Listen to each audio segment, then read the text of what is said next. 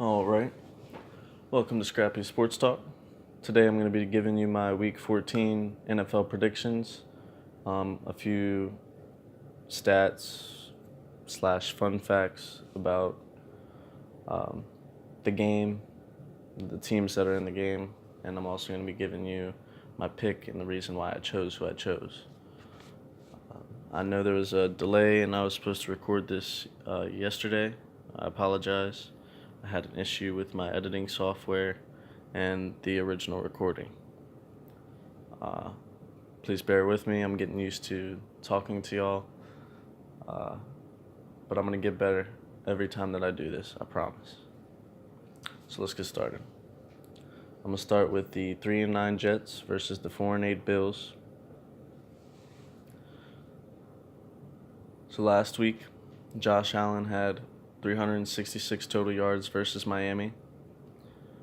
In the last 2 weeks, he's had more rushing yards than Christian McCaffrey, Saquon Barkley, Ezekiel Elliott, and Todd Gurley. And since the 1970 NFL merger, only RG3 has more rush yards per game than Allen as a rookie quarterback. This should be Sam Darnold's first game back after missing the last 3 weeks with a shoulder injury, but Todd Bowles has not said who will be starting yet. The Jets have lost 6 straight, including 4 weeks ago losing to the Bills 41-10 with Matt Barkley starting. The Jets are 0-4 in the division. The last time they went winless in the division was 1996, and they've only scored 3 offensive touchdowns, in the last 5 weeks, which is a franchise record. Not a good one to have. Now, when Jamal Adams and other Jets were asked about the loss 4 weeks ago, Jamal Adams had to say, "Cut to the chase. It's personal. They came in and whooped us. They don't like us, and we don't like them." A few of the Jets players have talked about using the game as motivation. So my pick is the Jets. The Bills have the better defense, and they're at home, but I believe the Jets are going to come in and with a chip on their shoulder and come in and get the win in the division. Now, sticking with the AFC East, we're going to be talking about the 9-3 Patriots versus the 6-6 Dolphins. So, Sony Michel is only the second running back in the Brady era to average 15 or more carries and 4.5 yards per carry. The last person to do that was Corey Dillon in 2004. Brady is 7-9 versus the Dolphins in Miami for his career, and the Dolphins have won 4 of the last 5 at home versus New England. If New England wins, they will clinch the AFC East title and playoffs for the 10th straight season. Both would be the longest in NFL history. They are looking at Dwayne Allen and Stephon Gilmore as being questionable. The Dolphins have center Jake Brendel and Xavier Howard, who are out, while Danny Amendola and center Travis Swanson are questionable, but both are expected to play. Tannehill is averaging 218.7 yards per game and 8 touchdowns, 3 interceptions with 116.3 passer rating at home. Away, he is averaging 164.3 yards per game, 5 touchdowns, 3 interceptions with an 85.3 passer rating. Now, with all that being said, my pick is still the Patriots. I think they're going to come in, do what they need to do, and clinch the division. Now we're going to go to the 10-2 Chiefs versus the 7-5 Ravens. Everyone has talked about how this is the number 1 scoring offense versus the number 1 scoring defense. The Ravens rank top 3 in total yards allowed, passing yards allowed, rushing yards allowed, and points allowed, while the Chiefs' offense is top 3 in total yards, passing yards, and points. Mahomes, who has 43 total touchdowns, has accounted for more offensive touchdowns than every team in the NFL except for the Saints and the Rams. His 41 passing touchdowns would lead the NFL at the end of the regular season each of the last 4 seasons. The Ravens are coming off of a 3-game winning streak with Lamar Jackson starting at quarterback. They were 4-5 before Flacco went down with a hip injury, but they faced bottom dwellers as far as run defense goes. The Ravens have the toughest remaining strength of schedule among all teams that currently have a winning record. Tyreek Hill and Travis Kelce are on pace to have 2,935 receiving yards, which would be the fourth most by any duo in NFL history. With Flacco, the Ravens are averaging 274 pass yards a game, while with Lamar, they're only averaging 156. But with Flacco starting, they were averaging 93 rush yards a game, and with Lamar Jackson, it's been 239. There's a chance that if Flacco is a go-to-play, that we see both quarterbacks, maybe even all three, including RG3, to attack that weak Kansas City defense. Now, the reason this was such a tough pick for me was because last week the Ravens faced the 4th best passing offense going into the week in the Falcons and shut them down to only 131 passing yards. And I believe that was mainly because of Lamar Jackson and the team keeping so much time of possession and keeping Matt Ryan off of the field, keeping that defense fresh. Now to get to my pick. This to me comes down to coaching. And I choose Andy Reid over John Harbaugh any day. I hate to make this pick as the Ravens are my favorite team, but I have to go with the Chiefs in this one. Now for the Bengals, who are 5-7 versus the 9-3 Chargers. Since October, the Chargers have allowed only 16.1 points per game, 309.9 yards per game, and an opposing passer rating of 81.1. The Chargers, since 2015, have rushed 102.2 yards per game with Gordon, and without have only rushed 78.6. Gordon is out for this game.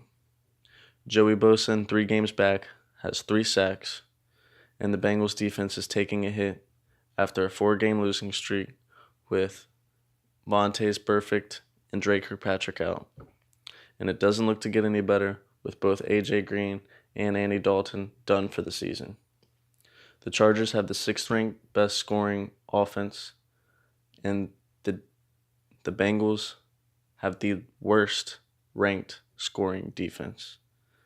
And to me, that says all I need to hear about this game. I picked the Chargers. On to the 6-6 Broncos versus the 2-10 49ers. Phillip Lindsay, the last 6 games, is averaging 15.5 carries a game, 98.5 rush yards per game, and has had 7 rushing touchdowns. For the season, he is averaging a little over 6 yards per carry, which is the 3rd most in an NFL season since the 1970 NFL merger. Denver is without wide receiver Emmanuel Sanders and cornerback Chris Harris, but I'm still going to choose the Denver Broncos over the 49ers in this game. And part of the reason for that is Von Miller and Nick Chubb have 22.5 sacks, which is the most by a duo in the NFL this season. And with Nick Mullins starting at quarterback for the 49ers, he's going to have another rough day. In Oakland, we will see the 7-4-1 Steelers versus the 2-10 Raiders.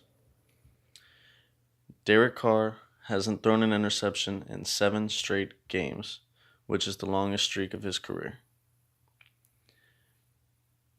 Antonio Brown and Juju Smith-Schuster leads all duos in targets, receiving yards, and receiving touchdowns.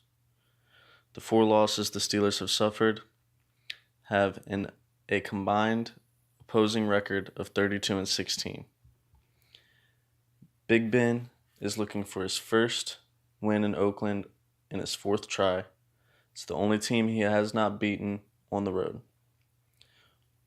All of those Oakland teams that he lost to in Oakland had losing records just like this team. He is also without James Conner, who has carried the ball on 76.4% of all of Pittsburgh's rushing attempts and 81.4% of all of the Steelers' rushing yards, and only Saquon Barkley has higher percentages. With all that being said, I think Big Ben will get his first win in Oakland this weekend. The 6-6 Panthers are going to Cleveland to face the 4-7-1 Browns. Christian McCaffrey leads the NFL in receptions at 53 since Week 6. He has 80 on the year, which ties his last year mark. He only needs 137 rushing yards and 337 receiving yards to join Marshall Faulk and Roger Craig for 1,000 yards in one season in both categories. The Panthers only have one takeaway in their last 4 games, and they had 15 in their first 8. Because of this, Ron Rivera has reportedly taken away defensive play calling abilities from defensive coordinator Eric Washington. The Panthers have lost their last 4 straight, and both quarterbacks in this game struggled last week. Cam Newton threw 4 interceptions and apparently has been dealing with a sore shoulder, and Taylor Heineke came in for the final Hail Mary.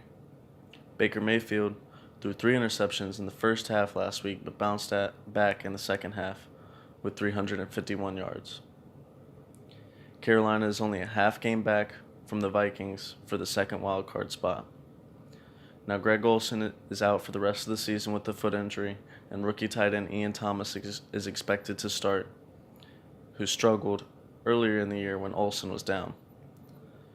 Look for Carolina to rely on Christian McCaffrey and get the W.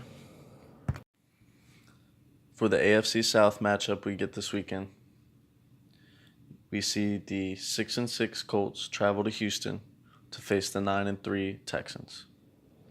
My pick is the Texans. They've won 9 straight. They're the only team to do so after starting 0-3, and it's the longest streak in franchise history. Big reason for that is Houston has held their opponent under 25 points in 8 straight games, which is the longest active streak in the NFL and the longest streak in franchise history. Andrew Luck is 5-4 against Houston, which is the worst record versus any division opponent. The Colts are throwing the ball on 63.3% of plays, which is 7th in the NFL, and the highest percentage in the Andrew Luck era. Now, they are going against the 18th ranked passing defense in Houston, but it's hard to put up points against them. They are the 4th best points scored defense in the NFL, with Indy being the 8th best points scored offense in the NFL. We have 2 NFC East division games this weekend. I'm going to start with the 6-6 Eagles versus the 7-5 Cowboys, and I'll start with the injury report. Dallas has listed wide receiver Tavon Austin, defensive lineman David Irving, linebacker Sean Lee, and tight end Jeff Swaim out, while placing Tyron Smith and wide receiver Michael Gallup as questionable. Philadelphia has listed linebacker Jordan Hicks and cornerback Jalen Mills out. Defensive end Michael Bennett, defensive tackle Timmy Jernigan, and defensive back Avonte Maddox are questionable. Now, rookie linebacker Leighton Vander Esch has handled his own with Sean Lee being out. He's made a tackle on 18.4% of snaps, which is the highest in the NFL, with a minimum of 300 defensive snaps.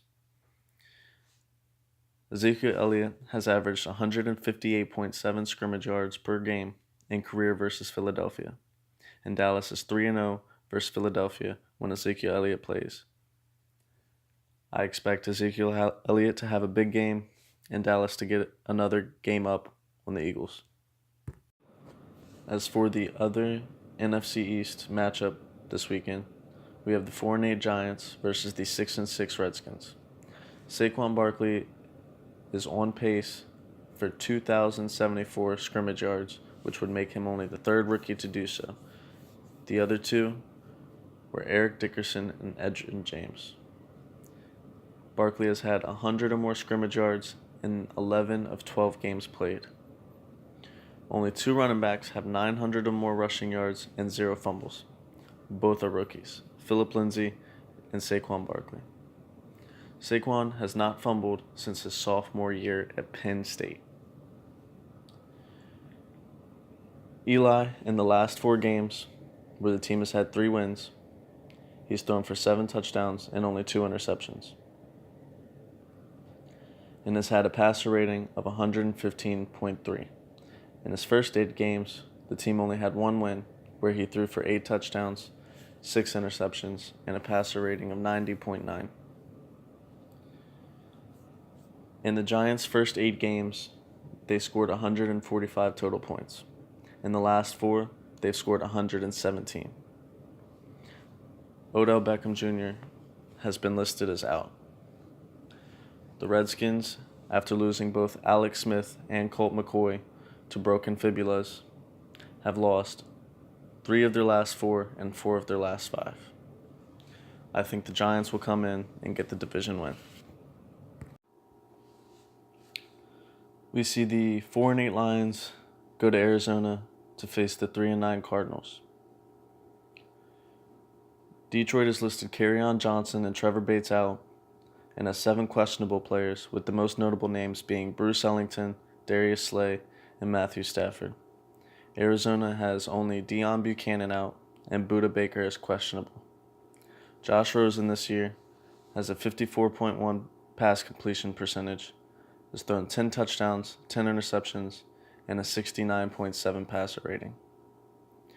Since 2016, Chandler Jones leads the NFL in sacks and tackles for loss, where Detroit has allowed Matthew Stafford to get sacked 3 times a game this year, which is the most in his career.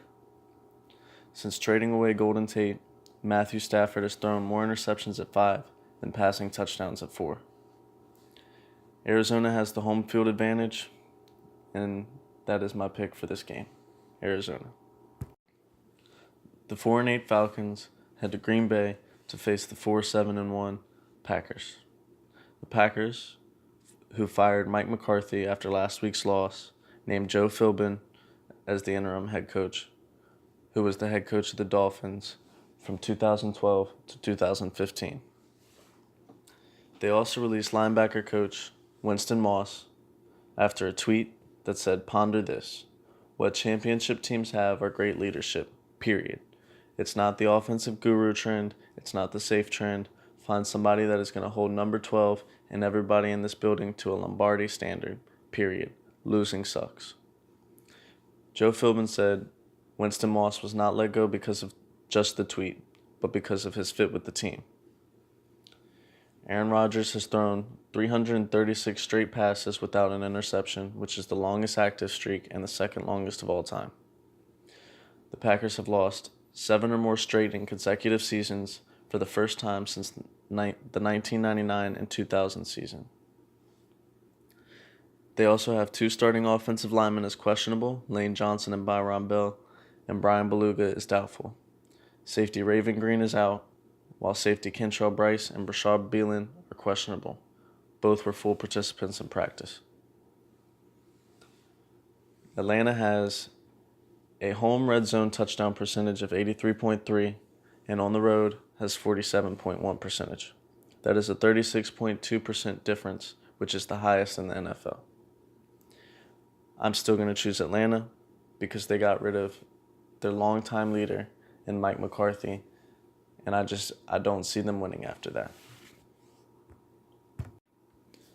The 10-2 Saints travel to Tampa Bay to face the 5-7 Buccaneers.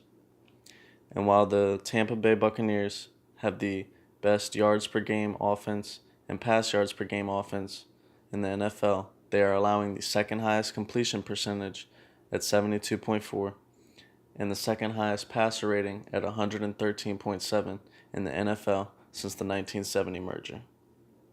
That's not good considering the quarterback they're going against.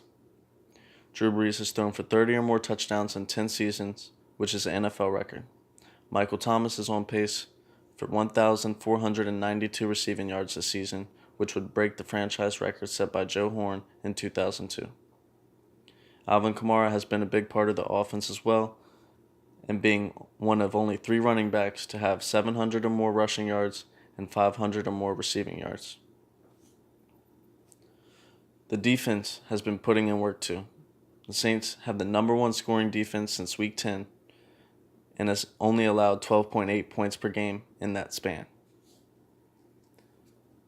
New Orleans has allowed fewer than 20 points in 4 straight games, which is the longest streak in the NFL. My pick for this game is the Saints. For the Sunday Night Football game, we have the 11-1 Rams facing the 8-4 Bears in Chicago. This year, Todd Gurley has as many touchdowns at 19 in 12 games this year as he did last season when he won Offensive Player of the Year.